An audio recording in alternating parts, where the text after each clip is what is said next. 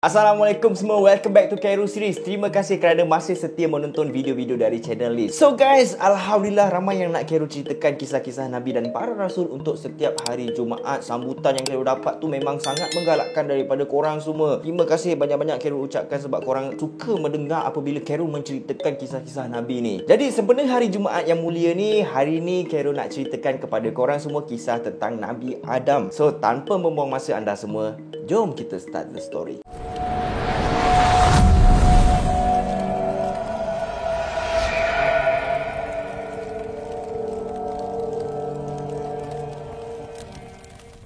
Sebelum kita teruskan, video ni disponsor oleh Scarlett Whitening guys. Scarlett ni diorang ada dua produk baru, iaitu Herbalism Matte Work Mask dan juga Seriously Soothing and Hydrating Gel Mask. Dekat bahagian T-zone muka Khairul ni dia selalu berminyak tau. And dekat bahagian kiri and kanan pipi Khairul pula dia ada bekas jerawat. Jadi Khairul gunakan Herbalism Matte Work dan juga Seriously Soothing and Hydrating Gel Mask sekali harum je, serentak. Cara nak pakai dia senang je guys. Korang just bersihkan muka korang dulu. Bila dah bersih tu korang ambil masker ni, korang sapu, korang ratakan ke kulit korang dan biarkan selama 10 hingga 15 minit. After that, korang dah boleh cuci dah. Dua produk ni dah sampai 2 minggu yang lepas and Khairul pun dah cuba untuk apply dekat kulit muka Khairul. Memang tak sangka guys, it's works. Lepas pakai benda ni, kulit kita rasa sedap, dia rasa tenang, dia selesa je. So guys, Herbalism Matte Work Mask ni sesuai untuk orang yang kulitnya berminyak, berjerawat dan ada pori-pori besar sebab dalam dia ada vitamin C, glutathione, niacinamide, bamboo charcoal, allantoin, chlorophyllene dan juga green tea powder yang boleh membantu untuk mencerahkan kulit, membersihkan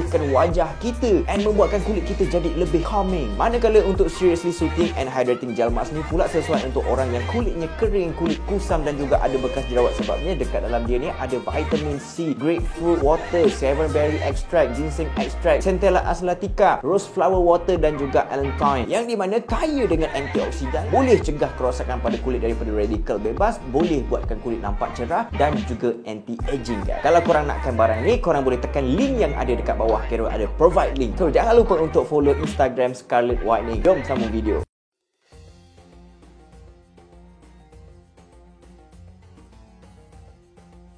Macam yang kita dah belajar, kita wajib percaya tentang kewujudan para Nabi dan Rasul. Sebab benda tu dah ada dekat dalam rukun iman guys. Apa je rukun iman tu? Korang ingat lagi tak? Yang pertama beriman kepada Allah. Yang kedua beriman kepada malaikat. Yang ketiga beriman kepada kitab. Yang keempat beriman kepada Nabi dan Rasul. Yang kelima beriman kepada hari akhirat. Dan yang keenam beriman kepada qada dan qadar. Itu adalah rukun iman yang di mana kalau korang lupa tu, sama-sama kita boleh ingat balik guys. Macam mana kisah terciptanya Nabi Adam ni? Okey, apa yang Khairul nak sampaikan ni semuanya berlandaskan dekat dalam Al-Quran. Khairul cuba sehabis mungkin untuk membuat rujukan di dalam Al-Quran dan juga merujuk kepada ustaz-ustaz yang bertauliah sebelum Khairul buat video ni. Jadi dekat sini alang-alang tu Khairul nak disclaimer dululah. Khairul bukanlah ustaz, tokoh agamawan, orang-orang yang bertauliah dalam agama. Tujuan Khairul hanyalah ingin menyampaikan kisah ni supaya kisah ni dapat dijadikan tauladan kepada kita semua termasuk diri Khairul sendiri guys. Jadi macam mana terciptanya Nabi Adam ni? Masa Allah nak menciptakan Nabi Adam tu, para malaikat diorang ni macam dah risau tau. Diorang risau takut-takut kalau makhluk yang bakal Allah ciptakan tu akan merosakkan bumi nanti. Jadi diorang pun bertanya kepada Allah, apakah engkau hendak menjadikan orang yang merosak dan menumpahkan darah di sana, sedangkan kami di sini bertasbih memujimu dan menyucikan namamu? And then Allah pun berfirman, sesungguhnya aku mengetahui apa yang tidak kamu ketahui. Apa yang Khairul cakapkan ni adalah daripada surah Al-Baqarah ayat 30. Korang boleh refer dekat situ nanti. Kemudiannya Allah pun menciptakan Nabi Adam dengan menggunakan tanah. Khairul pun ada juga dapat daripada beberapa sumber yang mengatakan kenapa ada manusia yang warna kulit diorang tu berlainan. Ada manusia yang berkulit putih, ada manusia yang berkulit hitam, ada manusia yang berkulit coklat dan ada manusia yang berkulit kuning langsat dan macam-macam lagi warna kulit yang ada dekat muka bumi ni. So korang nampak tak dekat situ kenapa ada banyak sangat warna kulit sedangkan Allah menciptakan kita daripada tanah? Sumber yang Khairul dapat ni mengatakan bahawa Allah menciptakan manusia dengan mencampurkan pelbagai jenis tanah yang ada dekat dalam bumi ni. Macam-macam jenis tanah. Tanah merah, tanah putih, tanah coklat, tanah kelabu. That is why lah terdapat pelbagai warna kulit manusia dekat atas muka bumi ni guys. So kita sambung balik. Tadi kita cerita Allah menciptakan Nabi Adam guna tanah kan. Lepas dah siap bentuk jasadnya tu, jasad, maka roh pula ditiupkan ke dalam jasad Nabi Adam. Bukan tu je, Allah bagi sekali dengan akal fikiran supaya Nabi Adam nanti boleh belajar, boleh faham dan boleh teliti dengan setiap apa yang akan ditempuhi oleh baginda selepas ini guys. Dalam satu hadis riwayat Bukhari menyatakan ketinggian Nabi Adam adalah setinggi 60 hasta bersamaan dengan 30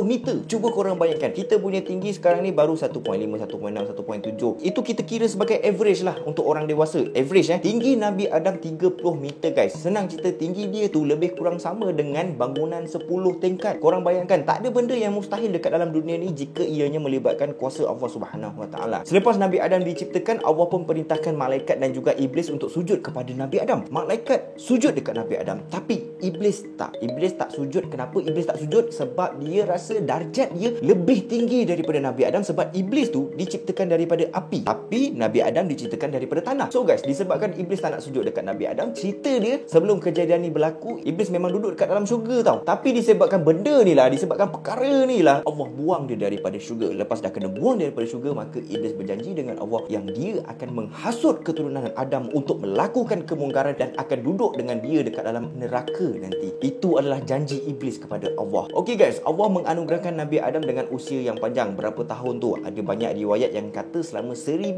tahun. Namun ada disebutkan dalam satu hadis yang diriwayatkan oleh Abu Hurairah bahawa Nabi Adam memberikan 40 tahun daripada 1000 tahun umur dia tu kepada Nabi Daud. Kenapa dia bagi-bagi 40 tahun tu kepada Nabi Daud? Sebabnya masa Allah tunjukkan keturunan Nabi Adam tu dia tertarik dengan kilauan mata seorang manusia yang Allah beritahu itu adalah Nabi Daud, dan usia Nabi Daud sampai 60 tahun je. Itu pasal lah Nabi Adam bagi 40 tahun umur dia kepada Nabi Daud. Jadi berkuranglah umur Nabi Adam menjadi 960 tahun, dan Nabi Daud pula genap umurnya 100 tahun guys, sebab Nabi Adam dah bagi 40 tahun umur baginda kepada Nabi Daud. Dekat dalam syurga Allah sediakan macam-macam kepada Nabi Adam. Makanan, minuman, apa je yang Nabi Adam nak, Allah bagi. Tapi walaupun macam-macam yang Nabi Adam dapat, Allah tahu yang Nabi Adam ni sebagai seorang manusia, dia perlukan teman. Okey, sebagai contoh kalau kita duduk dekat dalam dunia ni seorang-seorang, korang imagine tanpa ada manusia lain mungkin setahun dua tu mungkin okey lah, tapi lama-lama mesti kita akan ada rasa sunyi punya. Serius. Sebab itu adalah lumrah sebagai seorang manusia. Ada perasaan suka, perasaan sedih, perasaan sunyi, and macam-macam jenis perasaan lagi guys. Jadi guys, Allah tahu walaupun macam-macam yang Nabi Adam boleh dapat dekat dalam syurga tu, tapi Nabi Adam memang perlukan teman sebab dia kesunyian. So cerita dia, pada satu hari Nabi Adam ni dia macam mengantuk tau. Jadi bila mengantuk tu dia pun tertidur. And then bila dia terbangun daripada tidur, bila dia buka je mata dia tu, dia macam terkejut tau. Sebab dia nampak ada seorang manusia, ada tangan, ada kaki, badan semua lengkap sama macam dia. Manusia tu tengah berdiri tak jauh pun daripada tempat dia tidur tu. Nabi Adam tengok, dia amati. Memang dia tak pernah nampak manusia tu sebelum ni. Dia tak pernah jumpa pun manusia tu. And then Nabi Adam pun bangun dan tanya kepada manusia tu, "Kau siapa?" Orang tu pun jawab, "Aku adalah wanita dan aku tak tahu nama aku siapa." So bila je orang tu jawab macam tu, Nabi Adam punya happy tak terkata guys. Yelah, kau bayangkan kalau dah lama sangat sunyi keseorangan, lepas tu tiba-tiba muncul seseorang yang kau boleh berbual. Bila kau cakap, orang tu akan balas balik dengan apa yang kau cakap, yang sama spesies dengan kau. Korang boleh imagine tak feeling happy dia tu macam mana? Confirm lah happy gila kan. So Nabi Adam pun terus balas, "Okey, aku bagi nama kau Hawa, yang bermaksud yang aku rindukan." Jadi start from now on, Nabi Adam dan juga Hawa duduk bersama-sama dekat dalam syurga yang aman dan tenteram, serta cukup segala apa semua yang ada, semua memang ada dekat situ guys. Selepas terciptanya Hawa, maka Allah pun berfirman kepada Nabi Adam, "Hai Adam, tinggallah engkau dengan Hawa isterimu di dalam syurga ini. Makan dan minumlah sepuas-puasnya, tetapi awas, janganlah engkau berdua memakan buah daripada satu pokok ini. Kalau engkau berdua memakannya, berarti kamu melanggar perintahku dan kamu akan mengalami kerugian besar, dan berarti kamu telah menganiaya diri kamu sendiri." Dekat dalam surah Taha ayat 120, dalam surah tu ada menceritakan yang iblis ni, dia tahu yang Allah larang Adam dan Hawa untuk makan buah dekat satu pokok ni. Dia tahu pasal tu guys. Jadi korang nak tahu tak dia buat apa? Dia pergi hasut Adam dan Hawa untuk makan buah yang ada dekat pokok tu. Nama pokok tu adalah pokok Khuldi, yang sebenarnya Khuldi tu iblis yang bagi nama Khuldi tu. So iblis pun pergilah hasut Adam dan Hawa untuk makan buah yang ada dekat pokok Khuldi tu. Dia macam cakap lah, ni contoh Adam,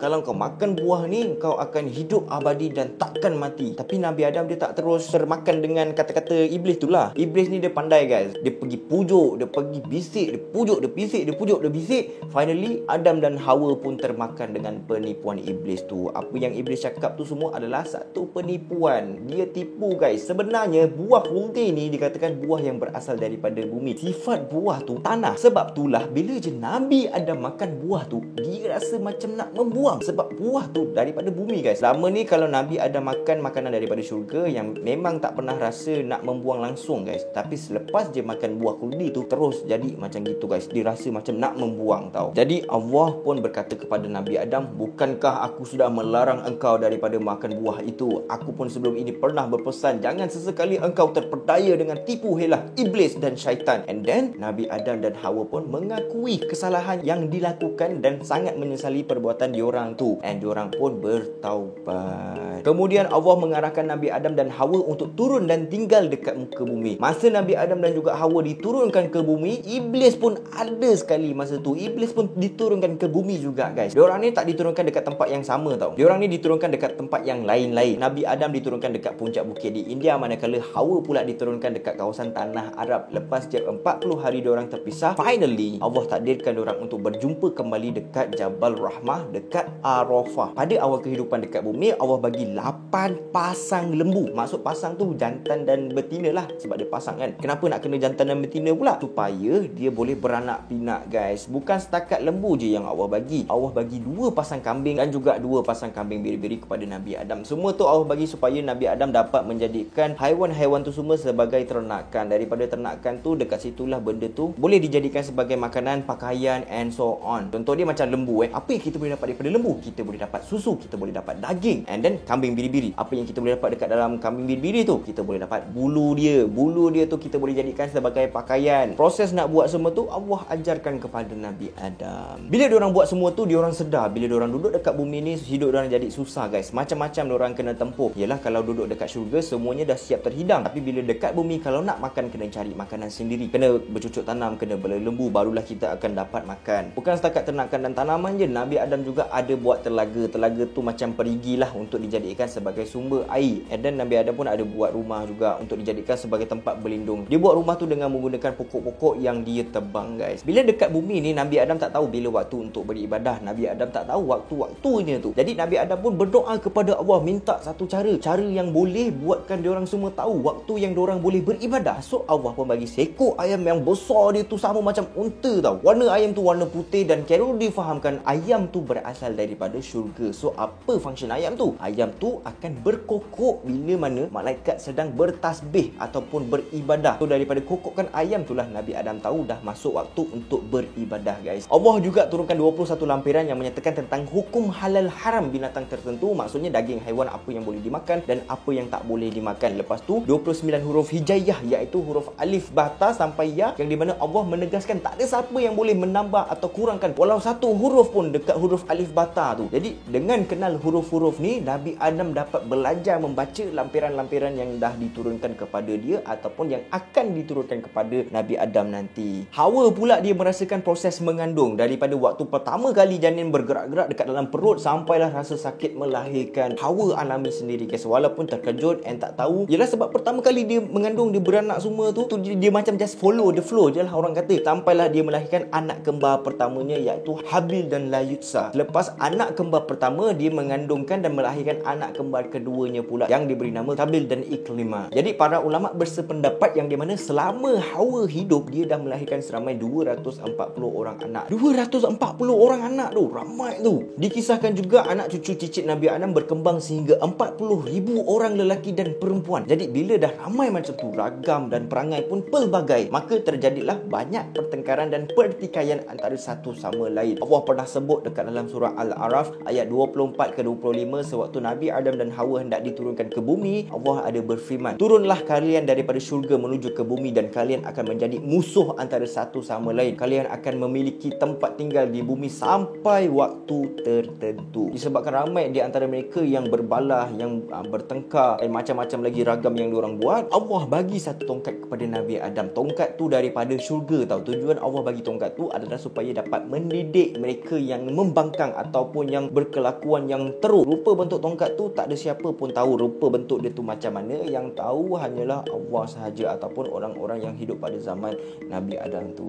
Menerusi hadis Abu Hurairah, ketika malaikat Israel datang untuk mencabut nyawa Nabi Adam AS dikatakan terkejut dan dia bertanya kepada malaikat bahawa bukankah Allah bagi dia umur sampai 1000 tahun? Sekarang ni umurnya baru 960 tahun. Tu malaikat pencabut nyawa pun membalas pertanyaan Nabi Adam dengan berkata, bukankah engkau telah memberi 40 tahun umurmu kepada keturunanmu Nabi Daud? Nabi Adam lupa pasal benda tu. Lalu Allah pun turunkan buku catatan yang ada tercatat peristiwa ketika Nabi Adam memberikan 40 tahun umur dia kepada Nabi Daud sebagai bukti sambil disaksikan oleh para malaikat. Jadi Nabi Adam pun wafat. Okey, berkenaan dengan di mana Nabi Adam dimakamkan, tak ada info yang spesifik pasal benda tu. Ada yang cakap dekat sana, yang kat sana, dekat sana, dekat sana, dekat sana. Banyak sangat guys. So, benda ni pun tak sahih. Jadi Khairul tak letakkan dekat sini. Jadi, itu sahaja kisah daripada Nabi Adam. Segala salah atau tersilap kata, Khairul minta maaf guys. Kita boleh ambil iktibar dan pengajaran yang ada dekat dalam kisah ni. So, sampai sini je untuk video kali ni. See you on next video. Assalamualaikum.